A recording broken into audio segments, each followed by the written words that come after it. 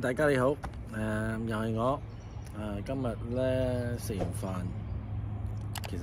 今日應該係星期四，食完飯咧就落嚟呢度咁啊坐下啦，咁啊傾下偈啦，今日好天啊真係，哇太陽都好曬得好緊要，就係7月份啦，但係天氣都唔錯，唔係太熱，唔係太凍。咁其實我今日咧想講一講就係我最近咧就成日上去呢個YouTube 啊，或者係呢個 TikTok 啊，睇到某一啲朋友咧好似係有啲某一啲新移民應該咁講啊，新移民佢哋係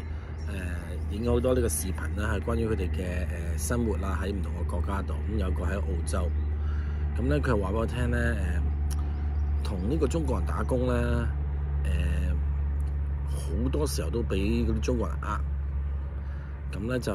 有陣時話唔俾錢啊，有陣時話做到死下咁樣樣，十幾個鐘頭啊，得俾得你嗰個俾得嗰啲人工係好低啊，諸如此類咁樣樣啦。另一個又係喺我睇到一個澳洲，另一個係喺美國。咁我就諗翻起自己初頭讀完書喺度讀完書，跟住喺度揾嘢做咧，同佢哋嘅經驗真係差唔多。一出到嚟做嗰陣時，因為自己中國人啦，係嘛，咁就其實好難入到去呢個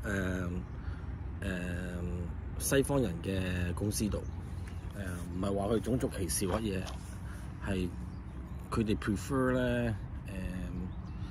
同佢同聲同氣嗰啲啦。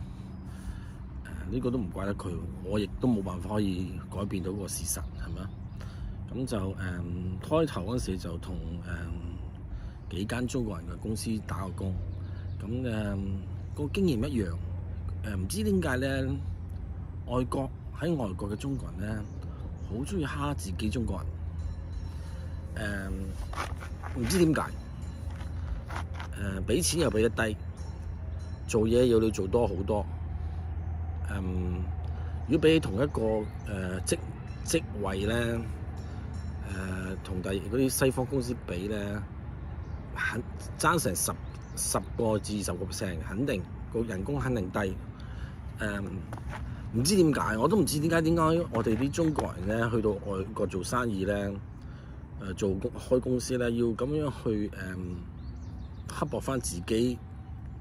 中國人咯，我都唔係好明白點解。佢哋我知道佢哋想慳得就慳啦，係咪啊？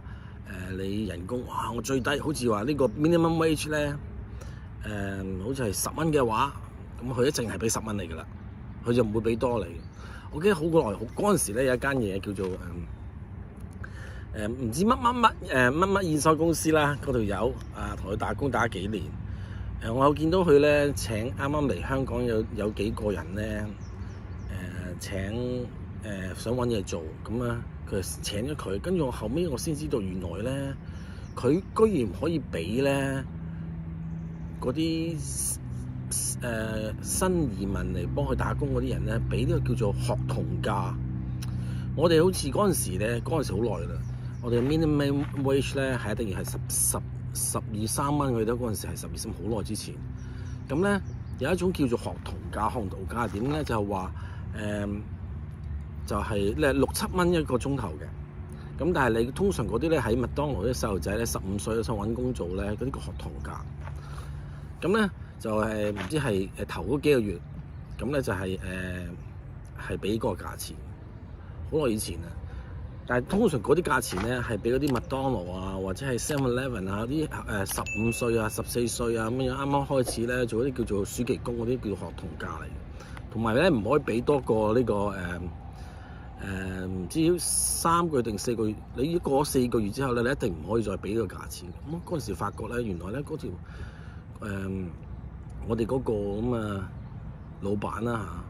就俾個學童價呢個一個香港新移民嚟嘅。咁佢又肯做，好奇怪呢樣嘢，真係點解我都唔明點解佢肯做。咁後尾同佢講就話你估我想嘅咩？冇人請啊嘛。係冇人請，咁香港係做，佢香港有學歷㗎，又做經理啊，諸如此類。咁嚟到呢度咧，居然咧乜都揾唔到，同埋咧就係仲要做學童價添，即係即係好點講啊，好凄慘咯，可以叫做係。咁我睇到嗰個YouTube 好似澳洲一個咧，佢係做呢個即係好似做建築嘅，又係好喺個視頻我見到佢咧，佢又講就話佢喺澳洲嚟幫人哋整冷氣嗰啲唔知整乜嘢啦咁樣樣。佢都話咧，以前幫中國人打工咧，錢又唔夠多。做死你，但係去到外國人嘅公司嗰咧，錢又夠多，同埋咧即係好重用你嘅，即係因為你知中國人做嘢咧好紮實嘅，即係話你佢話佢要你做呢啲，好似要做好咗呢個天花板，咁咧佢哋又好快手，中國人咧就會做晒佢，即係好似通常就一日咧同你搞掂晒佢咁樣啦。即係如果係一日嘅工咧，佢要一日幫你搞掂佢。咁但係咧呢度咧。外國人咧，嗰啲外國人做嘢嗰個水準就係開始做咧，首先就要呢個同你講嘢，講你30-40分鐘，搞完3-4分鐘，大家呢個叫做溝通完之後咧，先可以做。咁做到2個鐘頭之後咧，就要 break 下嘅，然之後咁 break 咗唔知去邊度食煙，break 咗15-23分鐘咁咧，通常一件嘢可以一日搞掂嘅，你可以拖到你三日㗎。信我真係我見過咁咧，因為我做電腦咧，我要揾人做呢個拉線啊，或者係呢個 data cabling 咧。我睇到因為我自己都識做，但係我唔會自己落手落腳做啊嘛。咁咧我就會我會請人做。咁我知道呢份嗰條個工咧一日搞掂啦，但係佢哋可以拖到你咧，拖你3日去做完。咁我都費事嚟啦。總之錢又唔係我俾，我還俾係嘛。咁所以如果係有啲公司咧，西方人公司係揾到個點講啊，有實力嘅咧，或者係做嘢好爽嗰啲咧，中國人咧，佢哋會 keep 得好緊要。即係我唔好話講第二啲，我就係其中一個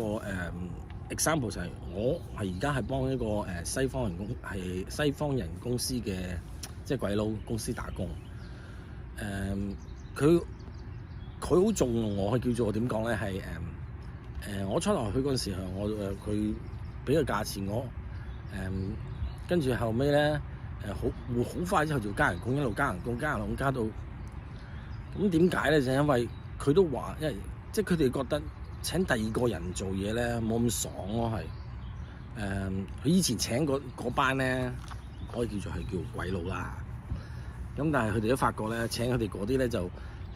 做嘢唔爽，跟住咧仲要charge好貴嘅價錢。咁咧我初頭去幫呢間公司嗰陣時講話，我最緊要你係俾 fair 嘅人工我。如果我知道唔 fair 咧，我唔會做落去。咁佢都明白嘅，因為有時間噶嘛。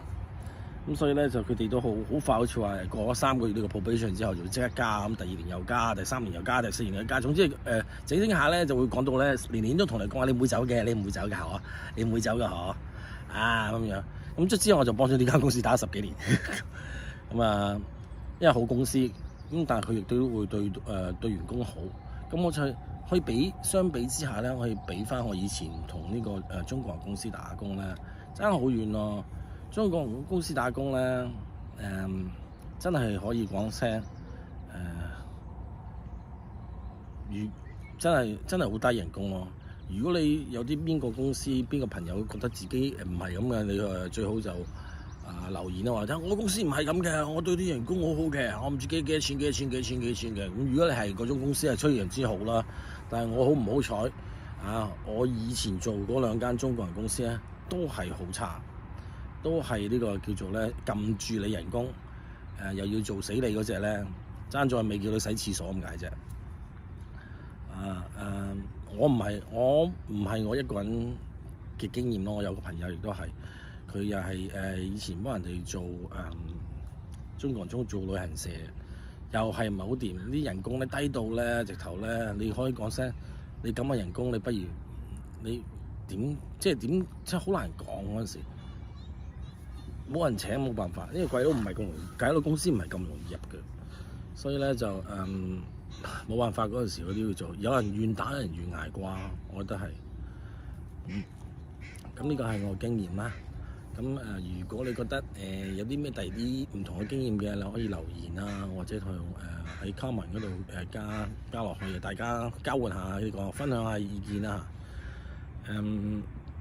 仲有就係希望你 subscribe 我 channel 啊，同埋呢個揸啲點讚啦，等多啲人多啲流量，等我可以有多啲嘅